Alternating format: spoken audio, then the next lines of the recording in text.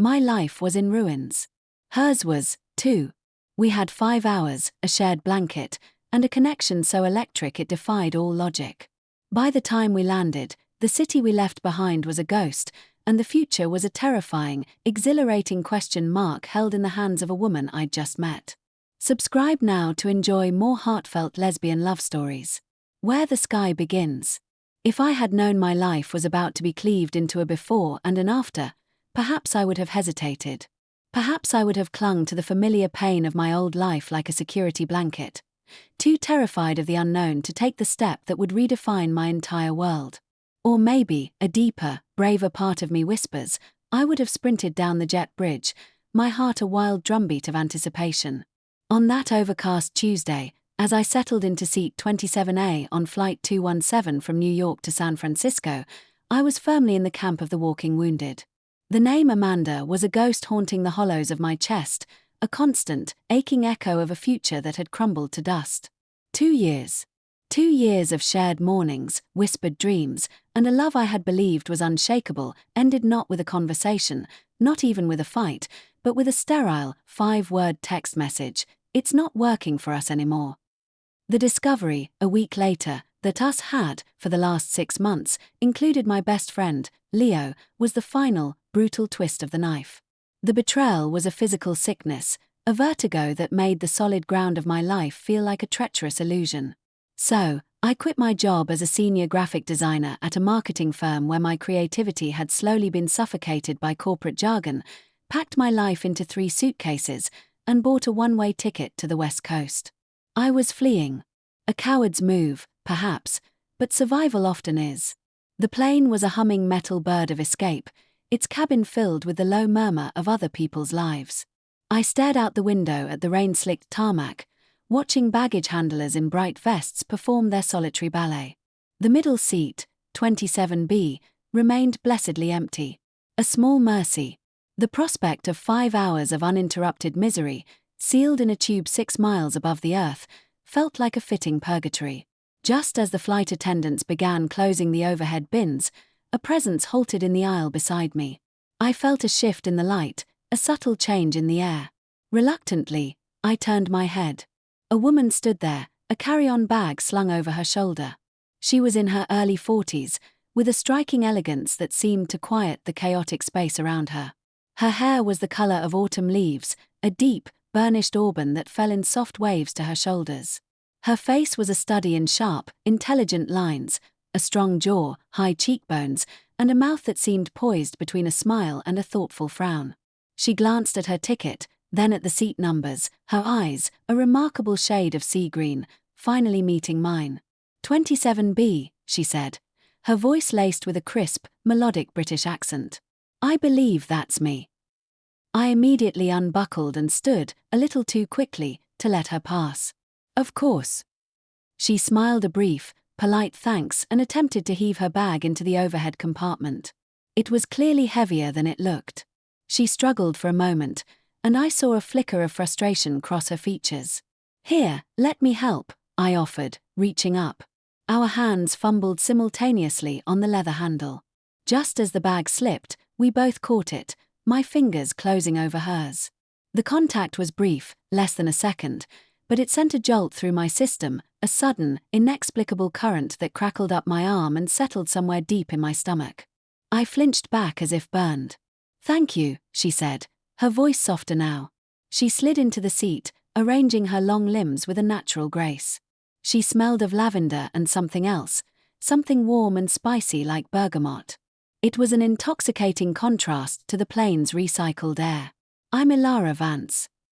Sofia Petrova, I replied, shaking the hand she offered. Her skin was warm, her grip firm. I realized I was holding it a fraction too long, my own cold fingers clinging to her warmth, and I let go abruptly, feeling a blush creep up my neck. As the plane began its taxi to the runway, Ilara retrieved a well-worn copy of A Room of One's Own from her bag. But instead of opening it, she turned those sea-green eyes on me. They were perceptive, missing nothing. You look, she began, her head tilted slightly, as though you're running away from New York. I stared at her, startled. The accuracy of the observation felt like an intrusion. How could you possibly know that?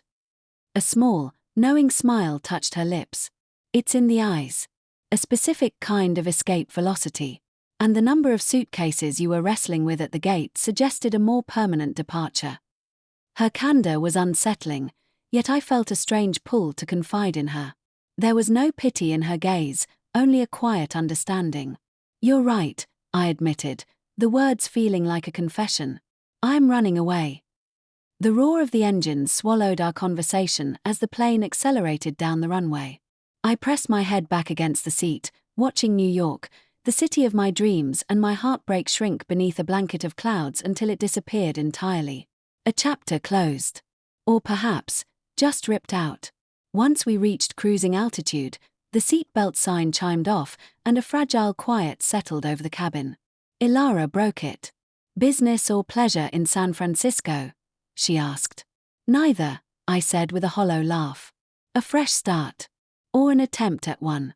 I quit my job. Ended a relationship. The classic run away to reinvent yourself cliché. The best clichés are rooted in truth, she said gently. I'm an architect. I'm heading there to oversee the early stages of a new maritime museum project.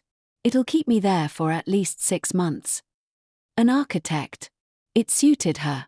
She had the air of someone who built things, who understood structure and foundation. I, in contrast, felt like a building that had been condemned. As the flight attendant demonstrated the safety procedures, a pantomime we all ignored, our conversation began to flow with an unnatural ease. I found myself telling her about Amanda, about the 2 years I had invested, about the devastating text, and the even more devastating discovery of her affair with Leo. The words tumbled out, raw and unfiltered, things I hadn't even fully admitted to myself. My voice trembled when I spoke of the betrayal, the humiliation of being the last to know. I felt so stupid, I whispered, staring at my hands clenched in my lap. How could I not have seen it? Ilara listened, her gaze never wavering. When I finished, she didn't offer empty platitudes. Instead, she placed her hand over mine on the armrest. Her touch was steadying, grounding. Sometimes, she said, her voice low and resonant, the people we trust the most hold the sharpest blades. They know exactly where to cut. She told me then about her own heartbreak. A 3-year marriage to a man named David, a fellow architect she'd met at university.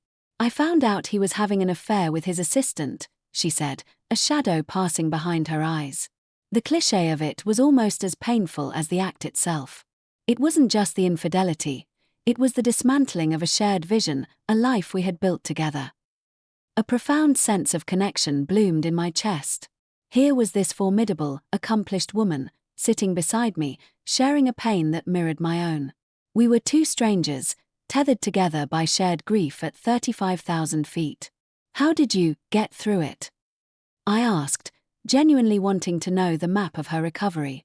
She gave a sad, wry smile. Time. And a stubborn refusal to let his actions define my capacity for joy. I buried myself in my work. I traveled. I allowed myself to feel the anger, the sadness, without letting it consume me. It's a journey, Sophia. Not a destination. Hours slipped by as effortlessly as the clouds outside the window. We talked about everything, our childhood dreams, she'd always wanted to build castles, I'd wanted to illustrate them, our favorite books, our irrational fears, she was claustrophobic, I had a fear of deep water. Her laughter was a rich, warm sound that seemed to fill the small space between us. I found myself leaning closer, drawn to her light, her intelligence, her quiet strength. For the first time in months, the heavy shroud of my sadness began to feel lighter. Then, the plane hit a patch of turbulence. It was sudden and violent, a series of jarring drops that made the cabin gasp collectively. My hand flew to the armrest, knuckles white. Without a word, Ilara's hand covered mine, her fingers lacing through my trembling ones. It's all right, she said calmly. Just a bit of rough air. I held onto her hand like a lifeline, squeezing tightly. The physical connection was electric, a stark contrast to the fear of the falling plane. In that moment, I wasn't thinking of Amanda or Leo or my shattered life. I was only aware of the warmth of her skin, the steady pressure of her grip, and the startling realization of how touch-starved I had been. When the turbulence subsided, neither of us let go. When the meal service arrived, Ilara ordered a glass of red wine. I, who never drank on planes, found myself asking for the same. The wine spread a warm, liquid courage through my veins. In the intimate dimness of the cabin, with most passengers watching screens or sleeping, the world narrowed to the space of our 2 seats. Our conversation dipped into lower, more intimate tones. When my knee accidentally brushed against hers beneath the small tray table, a spark of awareness shot through me. I didn't move away. Neither did she. The point of contact felt like a live wire, humming with potential. Ilara's gaze was intense, unwavering. "This is unprecedented for me," she confessed, her voice barely above a whisper. "This feeling of immediacy. This connection with someone I've just met. It's terrifying." My heart was hammering against my ribs. Terrifying how? Because it feels significant. And significant things are always dangerous. 2 broken hearts colliding. It could be a disaster. Or, she trailed off, her eyes searching mine. Or it could be the thing that makes both hearts whole again, I finished softly, surprising myself. A slow, beautiful smile spread across her face. Exactly. As the cabin lights dimmed further, plunging us into a blue-hued twilight, the atmosphere shifted again. The boundary between us seemed to dissolve. The scent of her perfume, that intoxicating blend of lavender and bergamot, wrapped around me like an embrace. We spoke in hushed whispers, our heads close together, creating a private world above the clouds. "I feel incredibly drawn to you, Sophia," she breathed, her words a warm caress against my cheek. "And it scares me to death." "All my logic is screaming that this is insane," I admitted, my voice trembling with a mixture of fear and exhilaration. "That you don't get involved with a beautiful stranger on a plane." "And what is your heart saying?" she asked, her green eyes luminous in the semi-darkness. I took a shaky breath. My heart is saying something else entirely." Ilara reached out and gently traced the line of my jaw with her fingertip. The touch was so tender, so deliberate, it stole my breath. "This isn't just a flight fancy," she stated, her voice firm with conviction. "This is different. I can feel it in my bones." When a flight attendant passed by with blankets, Ilara took one and spread it over both of us. It was a gesture of claimed intimacy. Under the cover of the soft wool, her hand found mine again, and our fingers intertwined, palm to palm. The simple act felt profoundly intimate, a secret pact made in the sky. I tentatively rested my head on her shoulder, and she leaned her cheek against my hair. We fit together perfectly. The hum of the engines became a lullaby, and the vast, dark emptiness outside the window felt not lonely, but peaceful. We were untouchable, suspended between a past we were leaving behind and a future we couldn't yet see. I must have fallen asleep, lulled by the rhythm of her breathing and the steady beat of her heart beneath my ear. I woke some time later to the gentle sensation of her fingers stroking my hair. My head was still nestled in the hollow of her shoulder. "Good morning, sleeping beauty," she whispered, her voice rough with sleep. I stirred, reluctantly straightening up. The cabin was still dark. How long was I out? "A few hours. You looked so peaceful, I didn't have the heart to wake you." She smiled, a soft, private smile that made my stomach flutter. Then her expression grew serious, her gaze dropping to my lips. "Sophia," she said, her voice low and certain. "I need to tell you that I want to kiss you. Right now. I know we're on a plane, surrounded by hundreds of people, and it's completely mad, but I've been thinking about it for the last hour, and I can't resist any longer." My breath hitched. Every rational thought screamed caution, but my heart was a runaway train. In answer, I closed the small distance between us. Our first kiss was not tentative. It was a confirmation. Her lips were soft and sure against mine, a slow, deep exploration that tasted of wine and a promise of something new. The world fell away, the snores of the passenger across the aisle, the faint glow of reading lights, the entire sleeping world below us. It was the most intimate moment of my life, a silent conversation of need, comfort, and burgeoning desire. The kiss deepened, and under the safety of the blanket, My hand came up to cup her cheek, my thumb stroking the soft skin there. Her arm tightened around me, pulling me closer. When we finally broke apart, we were both breathless. My face was flushed, and a becoming pink colored Ilara's cheeks.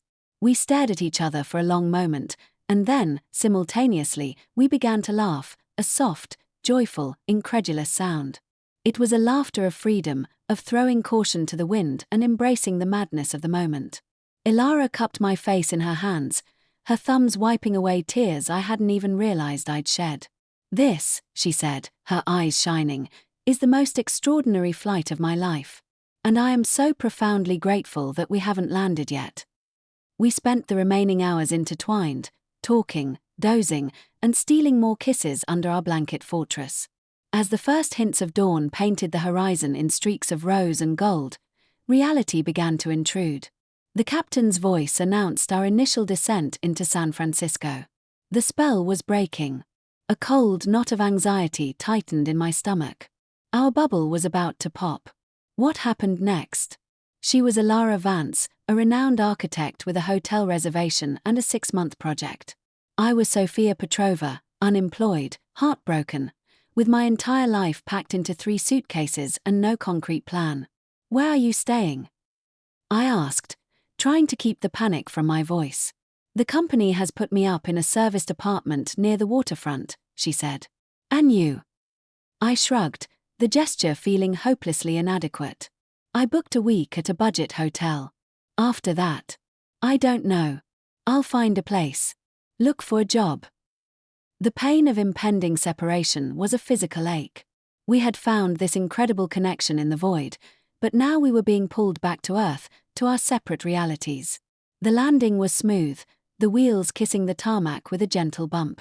We held hands tightly as the plane taxied to the gate, the silence between us heavy with unspoken questions.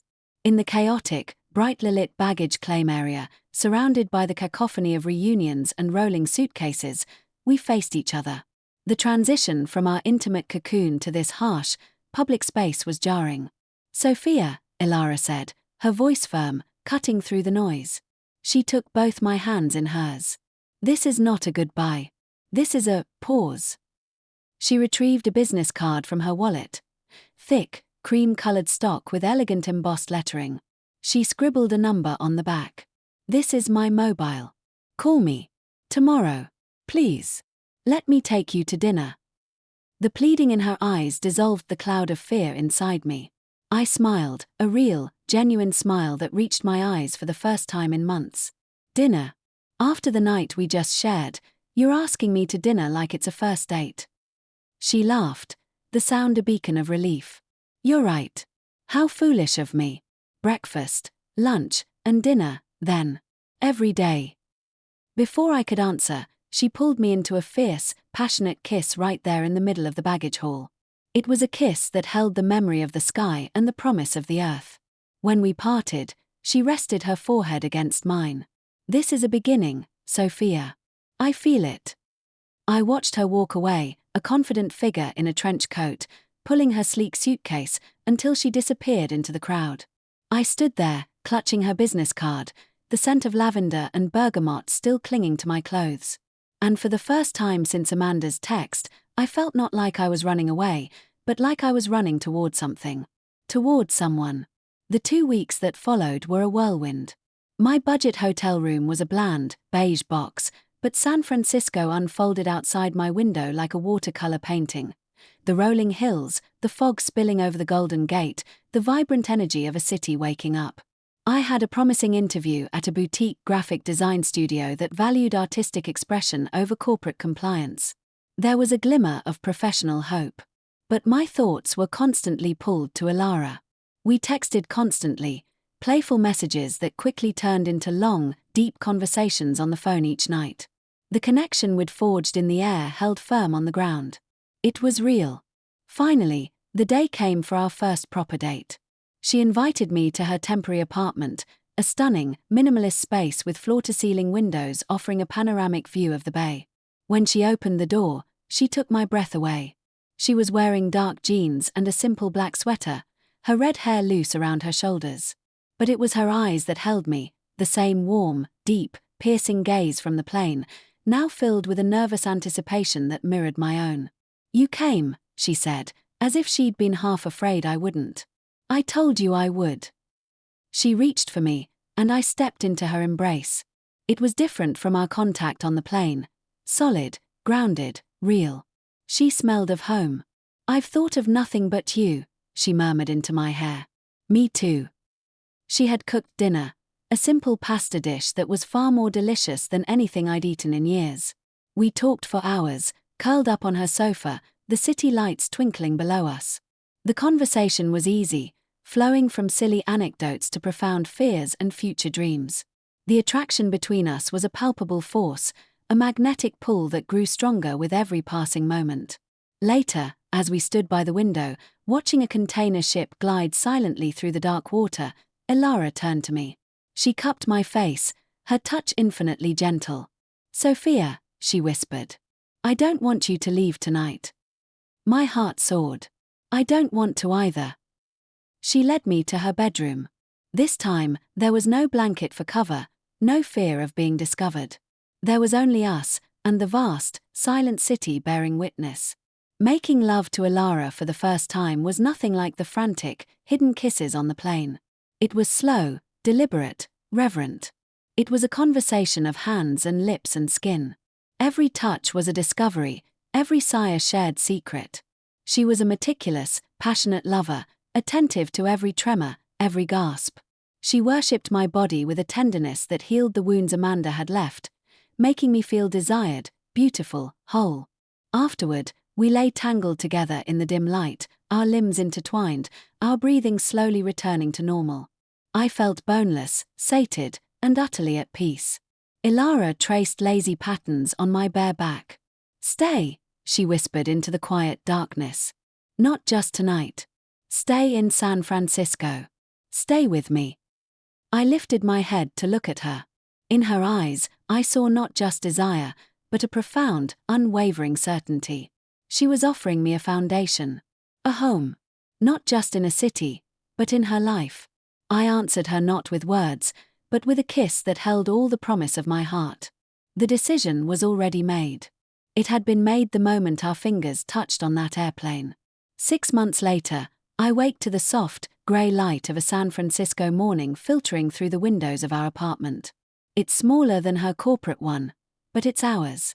My prints are on the walls, my books are on the shelves, my favorite mug sits next to hers in the kitchen cabinet.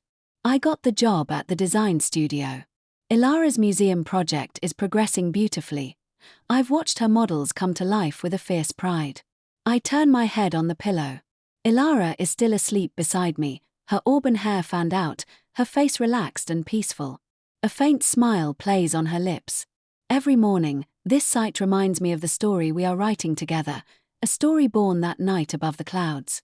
Sometimes the most beautiful love stories don't begin with a grand meeting or a planned introduction. They begin in the most unexpected places, in a seat 27B, in the shared space of a blanket, in the meeting of eyes across an armrest.